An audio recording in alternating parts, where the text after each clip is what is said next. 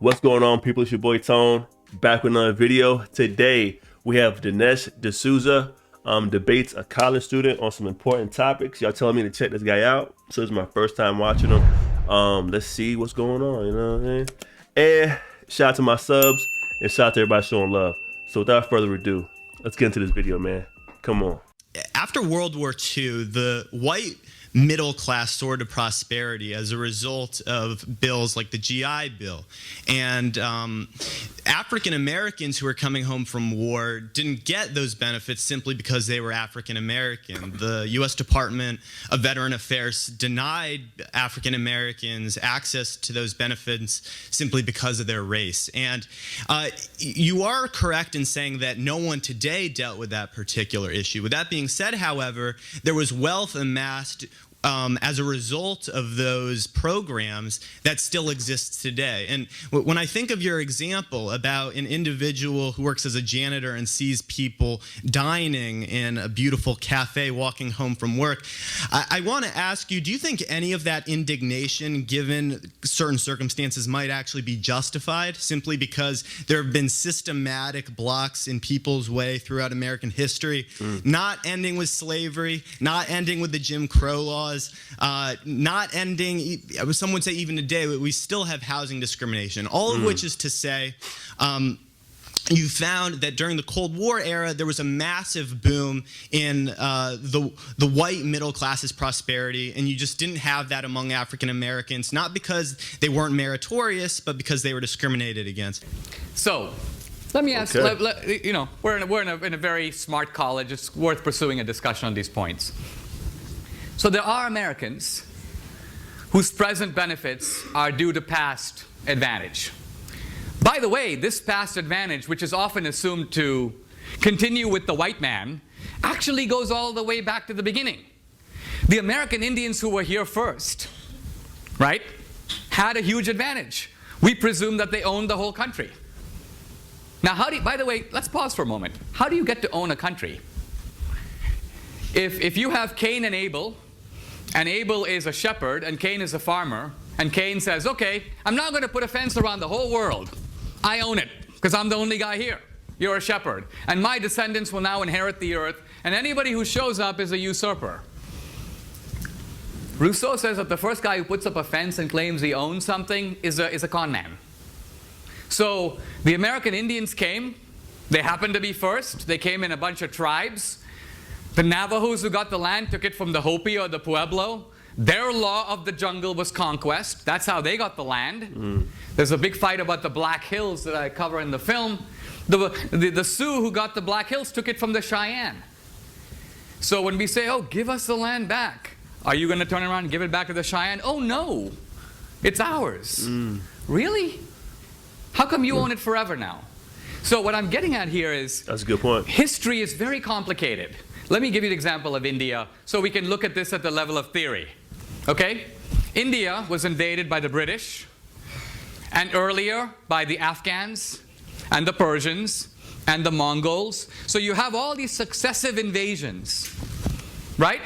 Are you actually saying that you believe in a rule of social justice today that says globally, let's look at this as a global rule of justice. I'm going to figure out whose ancestors did what to whom, and I'm going to return goods that were illicitly taken from the beginning to the people who had it originally. Do you believe that that's a viable way to organize our society?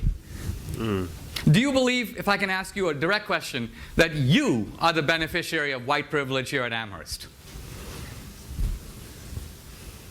I yes do. Or no? Well, yeah, and Pause. Okay. If you are, Right? if you are, can I ask you a further question? Oh, okay, yeah, but I don't just say it in a I don't say it in a self-flagellating and self-aggrandizing way. Hold on. Okay, go on. You know what? I really try not to. I'm simply saying that because you asked me. Really, I view the recognition of one's privilege as an impetus to change things. So I don't just say I have white privilege. I try to help those who have not benefited from such privilege. How? Hold on. Let's pursue this for a moment. You say, this is actually very important because there's a psychology here, right? Well, you see, I'm going to answer your question, but I'm really not trying to attack you. I'm not trying to be provocative. I just find that often, I think the essence of much of this discourse surrounds hypocrisy, and you're trying to demonstrate that I'm a hypocrite. I say I benefit from white privilege, yet I don't actually do anything.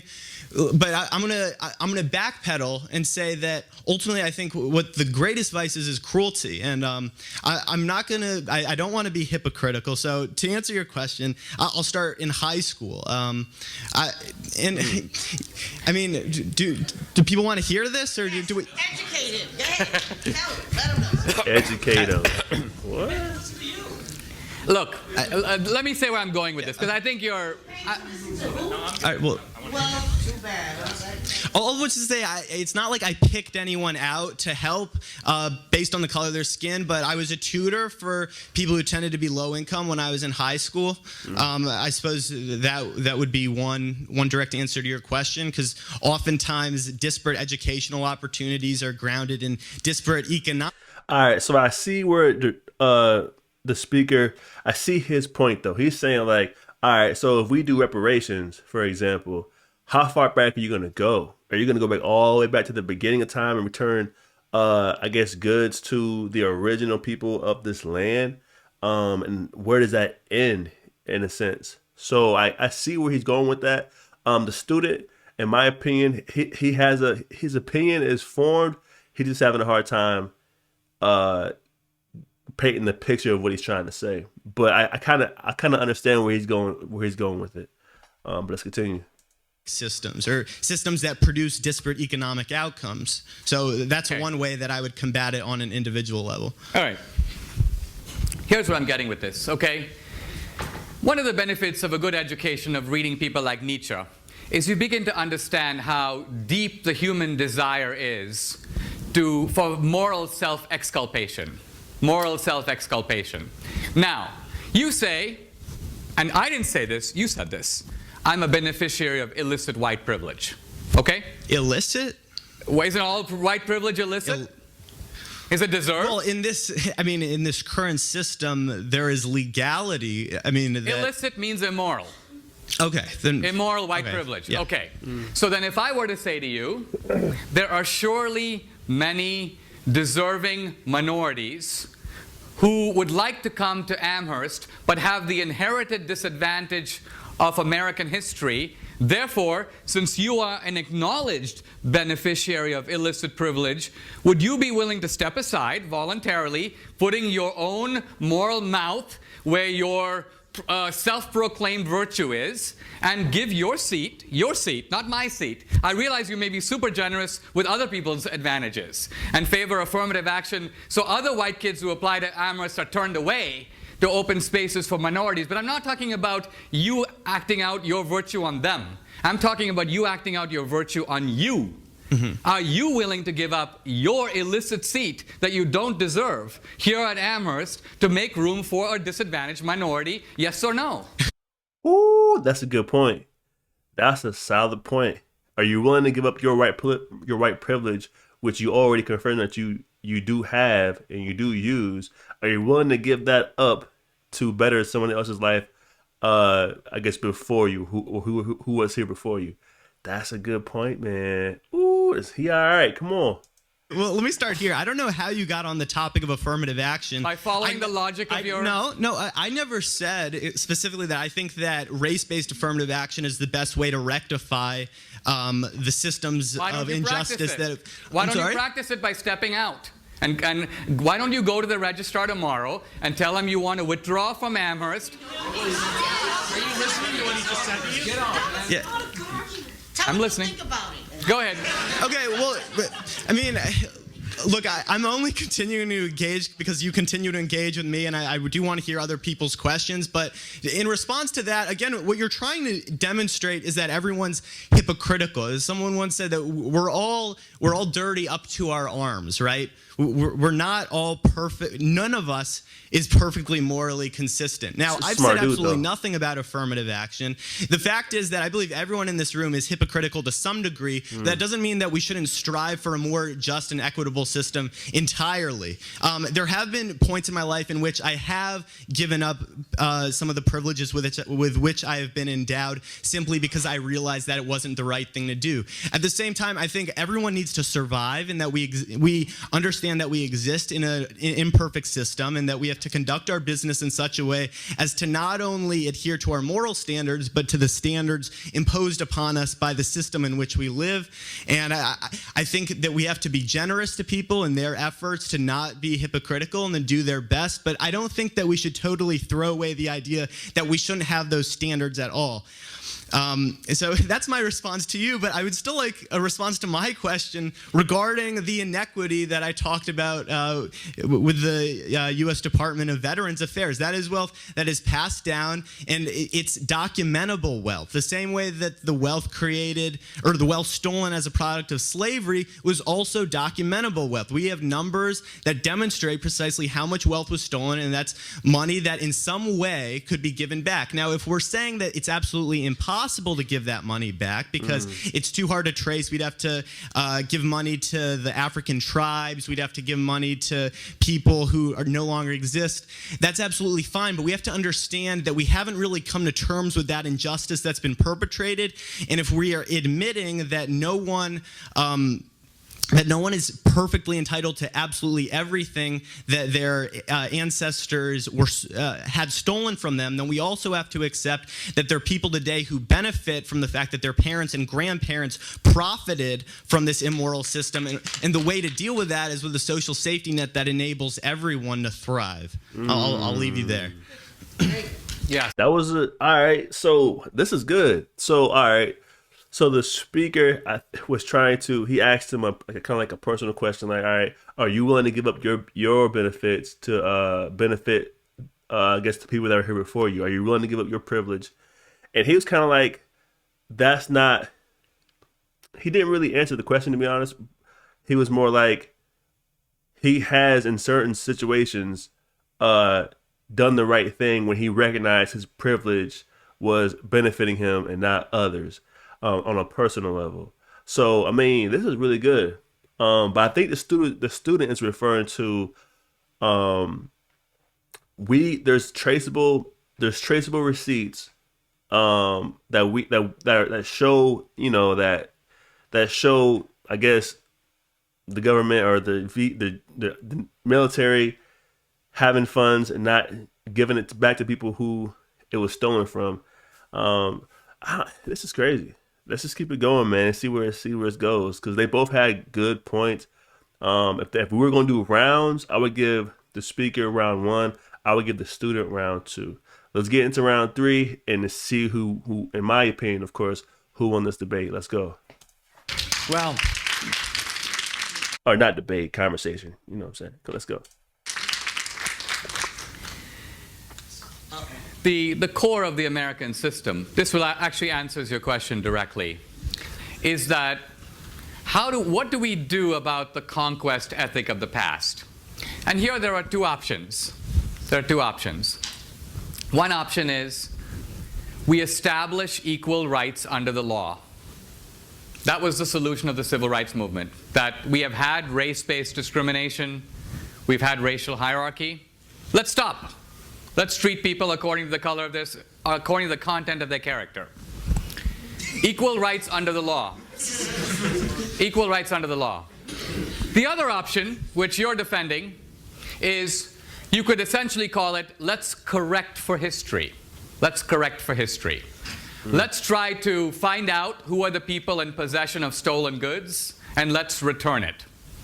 Now, the first thing I'm trying to say is, this is a hugely controversial principle because it actually involves wrecking the freedom of a free society. You basically have to put it frankly, if we were to carry that out, go into people's homes and take their stuff, take their furniture, take their cars.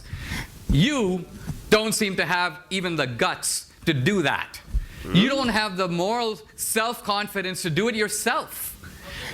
It may be, if I am advocating a rule of social justice and I'm advocating it for the whole society, before I persuade everybody else, let's say I'm a Christian and I believe everybody should give 10% of their wealth to help the poor.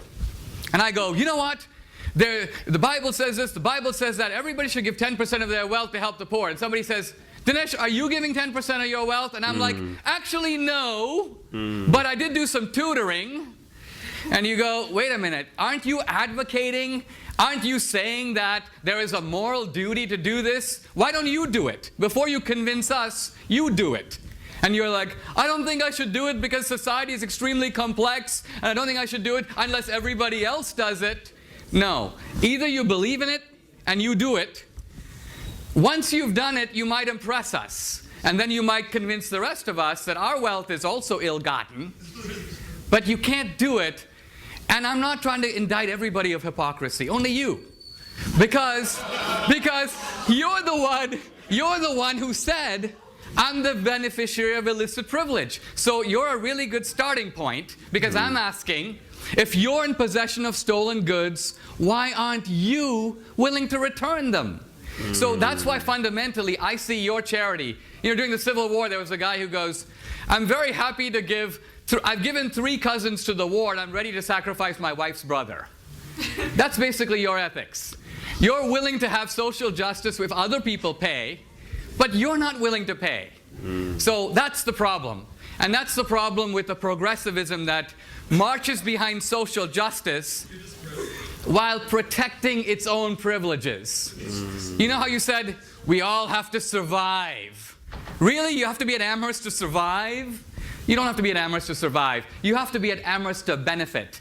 You have to be at Amherst because you're getting opportunities at this college that many other people are not getting. So if you say you believe in equal opportunity, you're a hypocrite, because you are taking advantage of opportunities unavailable to others.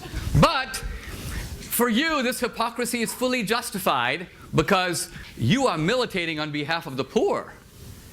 But if you are against privilege, this college is privilege. So there's a glaring hypocrisy, and you will never turn your moral mirror on yourself to say, what am I doing about it? That's my point. For you, society should act before you do, to enforce your moral code.